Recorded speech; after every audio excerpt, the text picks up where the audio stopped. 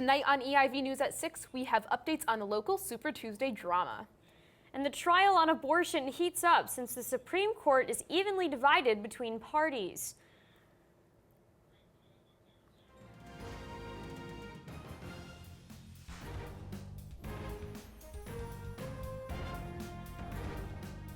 Good evening and welcome to EIV News at 6. I'm Maddie Crichton. And I'm Peyton Lewis. We begin with tonight's top stories.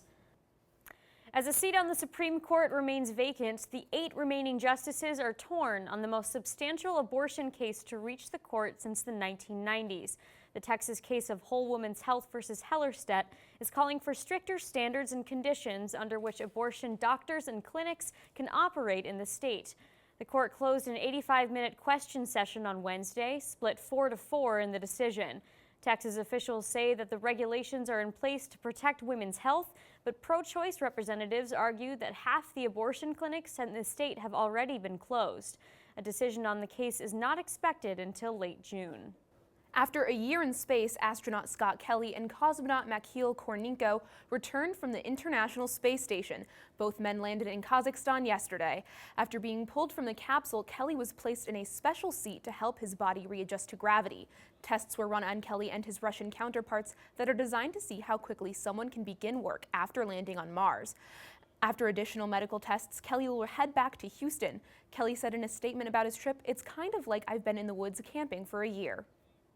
New developments in the FBI's security case against Apple. The Bureau has been pushing the tech company to unlock the iPhone used by one of the attackers in the December 2nd San Bernardino shootings.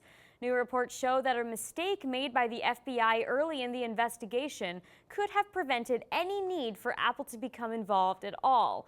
FBI officials instructed San Bernardino investigators to reset the phone's iCloud password, which caused valuable stored data to be lost. The FBI continues to press the company to assist in hacking into the phone. However, Apple has taken a strong stance against investigators, claiming they are protecting the security of their users. Officer Ashley Guindon was gunned down after one day of being sworn in, when she and 2 other officers were investigating a domestic disturbance in a home in Woodbridge, Virginia. The gunman opened fire at the home where they shot all 3 officers. Guindon died at the hospital where the other 2 officers were treated for their wounds. A memorial was held in her honor on Tuesday with officers from all over the nation in attendance to mourn the loss of their fellow officer. And voters across the country hit the polls this Super Tuesday. Our Ross Ketchke talked to voters here in Boston. Let's take a look. Ross Ketchke reporting here live at the Benjamin Franklin Institute of Technology in Boston. It's Super Tuesday here in Massachusetts, and with 132 delegates up for grabs in the Bay State, we're talking to voters about what's bringing them out to the polls. I really went back and forth. I was kind of very torn between Hillary Clinton and Bernie Sanders, and ultimately I did go for Hillary Clinton. I think in particular looking at how she performed in the last couple of debates and really understanding the true breadth of experience she brings. I think that's what we need right now. Mr. Sanders has a platform that's really kind of feels most in tune with kind of my personal political beliefs and kind of how I feel this country should be run. Supported Bernie. I don't necessarily see it going well for him today, but might be the last opportunity to support him. I feel like he's making a big difference. It's more about some of the concerns I have. I really do want universal health care. I do want better educational opportunities. I think some of his socialistic leaning ideas would be interesting and beneficial. The one thing that I still remains to see whether I'll continue supporting him and what happens after the primaries is how can he pay for it? We're kind of in kind of like a really very tenuous situation right now. We kind of just need to like move in a positive direction rather than a negative one. With issues of immigration, income inequality, and equal pay for women all on the table for Bay Staters, voters have an enormous decision to make here in Massachusetts. For EIV News, I'm Ross Ketchke. When we come back, some updates on Super Tuesday and Ben Carson's campaign. All this and more when we return. Lauren, what are you doing? I'm getting ready to host Good Morning Emerson, of course. Good Morning Emerson? What's that? It's the best morning show ever that's on Tuesday and Thursday at 9 a.m. Wow, how can I work on this? Yeah, let's get going.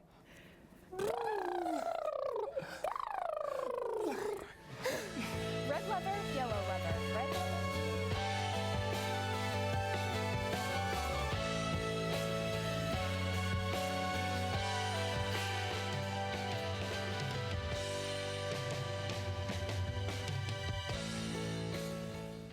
Welcome back to EIB News at 6. We head over to Rebecca Hankins now for updates on local Super Tuesday drama. Rebecca?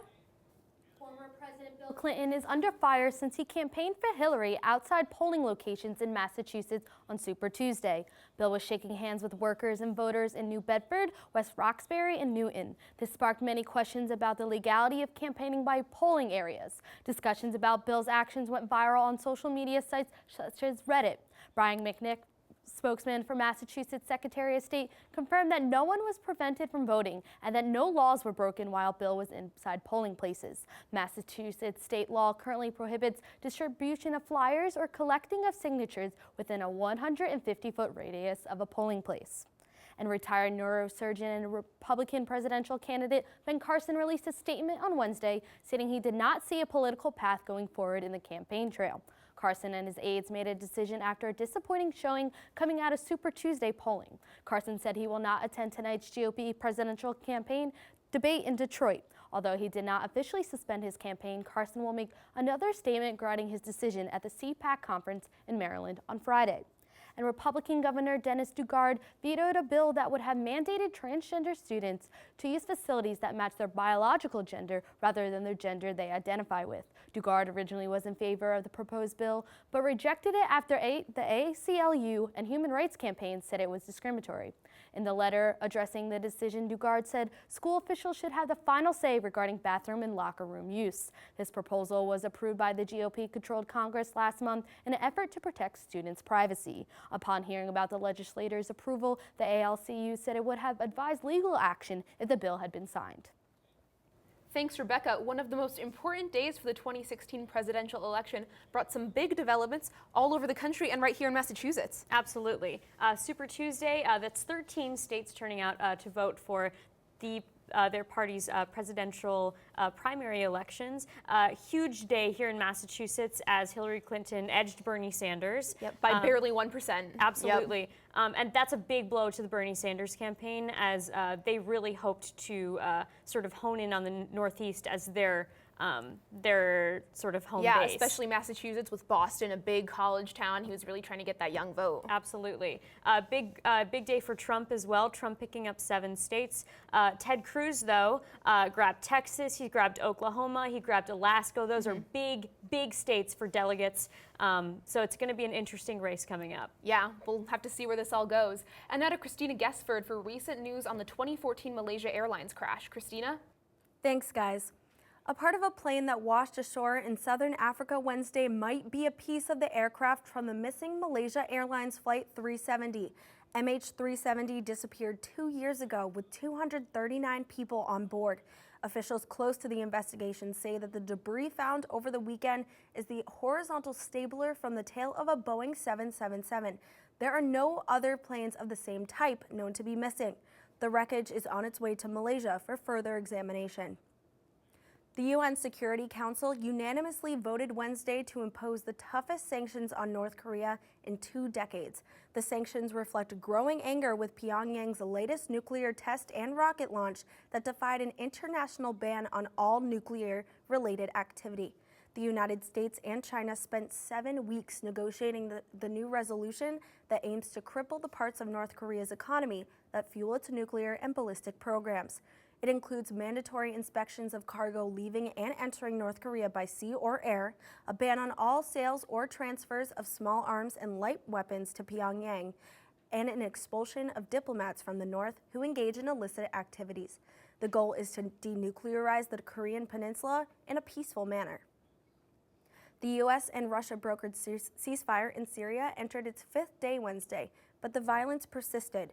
A Kurdish-led fighting alliance captured a hill overlooking a main road in Aleppo from the militant Nusra Front group and its allies. Later in the day, a car bomb in southern Syria killed at least 18 rebels from a U.S.-backed opposition group. Though the ceasefire has mostly held across the nation, it excludes terrorist organizations, including the Islamic State group and Nusra Front group, Syria's al-Qaeda branch. Russia's defense ministry will be sending out several dozen officers to visit opposition groups and local communities to help negotiate truce deals. Thanks for the update, Christina. Coming up, we'll talk to Hannah Miller, who has recent news on Aroldis Chapman. Stay tuned.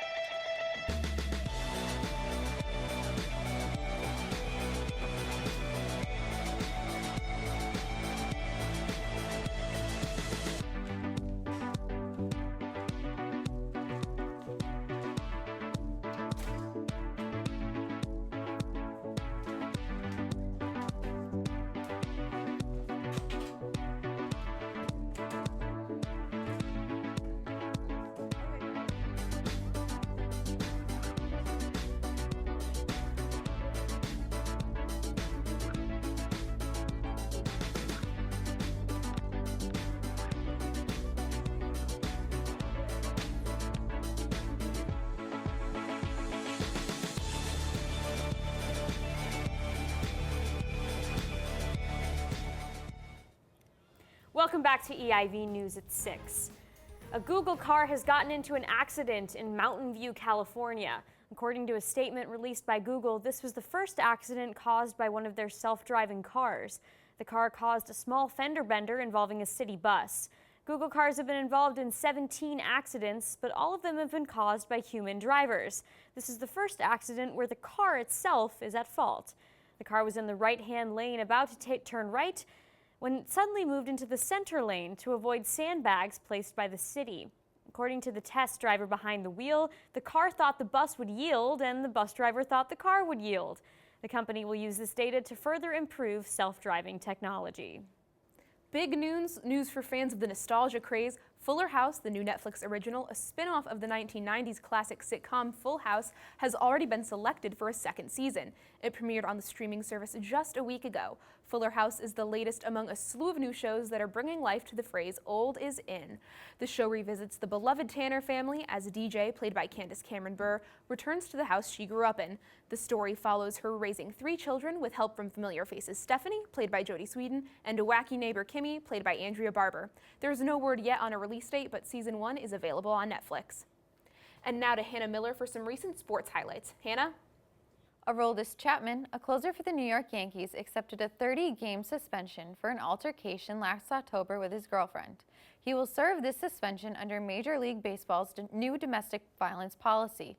Chapman is the first player to be penalized for a certain number of games under the policy. The 4-time All-Star will lose 30 days of pay starting on April 4th, which is the start of the Yankee season. He will lose close to $2 million in pay, with his salary checking in at a little more than $11 million. After this season, he will be eligible as a free agent. Taking advantage of a power play, Bruins center Patrice Bergeron sent a 40-foot shot into the back of the net for a Bruins victory over the Flames. With 3 minutes and 24 seconds left in the game, Bergeron took a pass from center Ryan Spooner and sent the puck flying past goaltender Yoni Ortio. The goal was the first power play goal in 5 games for the Bruins and took them out of their 0-for-13 slump. This was Bergeron's 24th goal of the season and his 230th of his career. With this win, the Bruins moved past the Detroit Red Wings into 3rd place in the Atlantic Division. Aubrey McClendon, part owner of the Oklahoma City Thunder, died in a fatal single-vehicle car crash yesterday after being charged with conspiring to rig bids for the purchase of oil and natural gas leases. He owned approximately 20% of the Thunder and was involved in the relocating of the team from Seattle to Oklahoma City. McClendon was the co-founder and former chairman and CEO of Chesapeake Energy and co-founded American Energy Partners in 2013. According to reports, he was the only occupant of the sports car when it crashed into a concrete bridge pillar Wednesday morning. It is said that the vehicle was going well over the speed limit of 40 miles an hour, and there were no signs of an attempt to stop the vehicle. As of this time, it has not been ruled a suicide. Thank you, Hannah. That's all we have for you today. Thanks for watching EIV News at 6. I'm Maddie Creighton. And I'm Peyton Lewis. Good night.